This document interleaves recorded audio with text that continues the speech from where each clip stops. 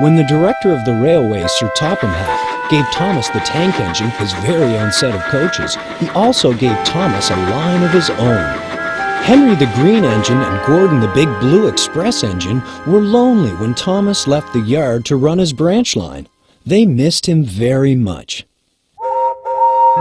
And now they had more work to do too.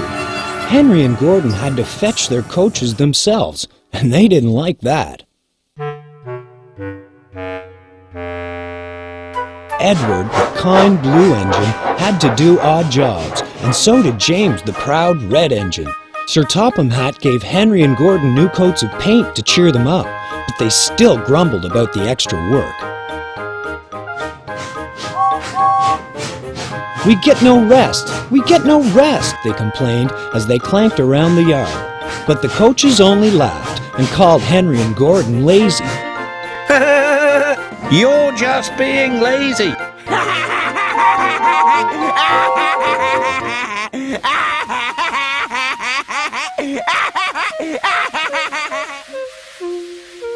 We don't know whether we're coming or going. We feel quite distracted. No one can say that we're afraid of hard work, but we draw the line at goods trains. Dirty tracks, dirty sidings, ugh. What's the matter, Henry? There's no rain today. Stop worrying and do some work instead. I'm not afraid of getting wet anymore. Anyway, you look silly enough to be a clown. You should join the circus. Oh, so you've heard the news? What news? About the circus. What are you boiler aching about? The circus has arrived. I've been shunting special cars. I need your help. The animals rode in special freight cars, and the performers rode in special coaches. All the engines wanted to push and pull the circus freight cars and coaches into place.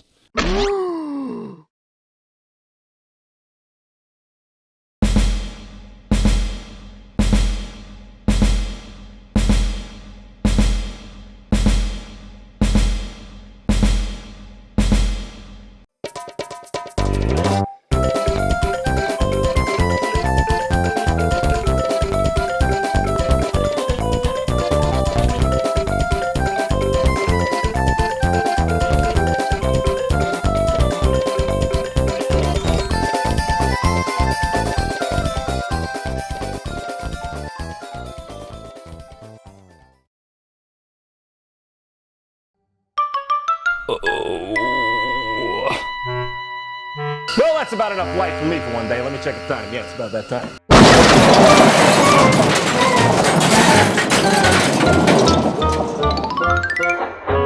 When the circus was ready to go on to the next town, Sir Topham Hatt told James to pull the train.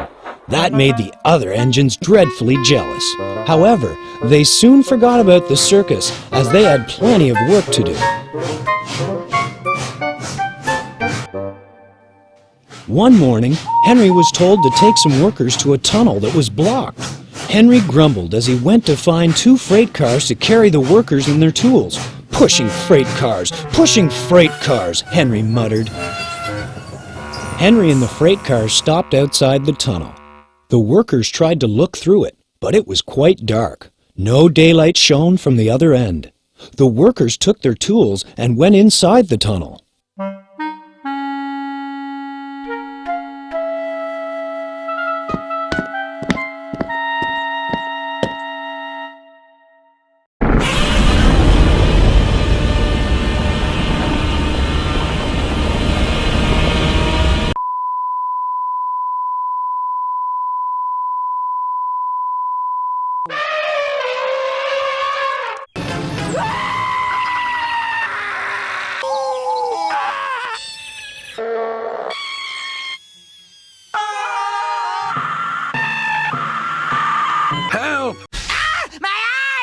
Okay, this isn't funny anymore. Not that it was funny before.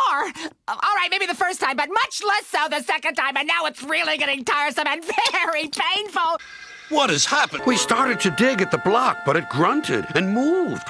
Rubbish. It's not rubbish. It's big and alive. We're not going in there again.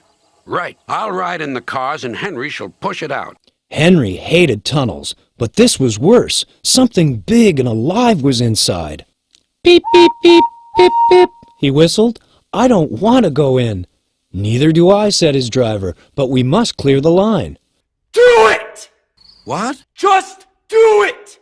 But... You're not gonna stop there. No, what are you waiting for? Do it! But I can't do it. Yes, you can! Just do it! Oh dear. Oh dear. Puffed Henry as they slowly moved into the darkness. Bump! Henry's driver shut off the steam at once. Help! Help! We're moving backward, wailed Henry. Then, moving slowly out into the daylight came Henry, and then the freight cars. And last of all, pushing hard and looking rather cross, came a large elephant. What do you know, said the foreman. It must be the missing elephant from the circus. Henry's driver put on his brakes, and someone ran to telephone the animal keeper. The elephant stopped pushing and came toward Henry and the workers. They gave him some sandwiches and cake, so he forgot he was cross and remembered he was hungry. The elephant drank 3 buckets of water and was just going to drink another when Henry let off steam. The elephant jumped. With a whoosh, he squirted the water all over Henry by mistake. Poor Henry. The animal keeper came, and the workers rode home, laughing happily at their adventure. But Henry was very upset. An elephant pushed me! An elephant whooshed me, he grumbled. Once he was back in the shed, Henry told Gordon and James all about the elephant. And I am sorry to say that instead of laughing and telling Henry not to be silly, Gordon and James looked sad and said, "You poor engine, you've had a bad day." Never mind, Henry. I think you were brave today. And really reliable, too.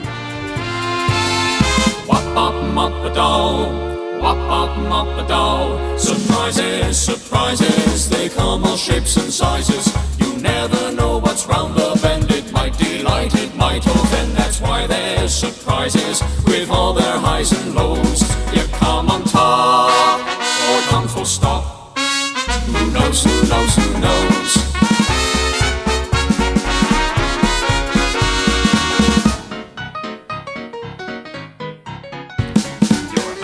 Up the hillside and all is going fine, when all at once a snowslide comes right across the line. You think you're really done for, but help is on its way. You'd be surprised how often that someone saves the day. Surprises, surprises, they come all shapes and sizes. You never know what's round the bend. It might delight, it might offend. That's why there's surprises with all their highs and lows. You come on top or come full stop. Who knows, who knows, who knows?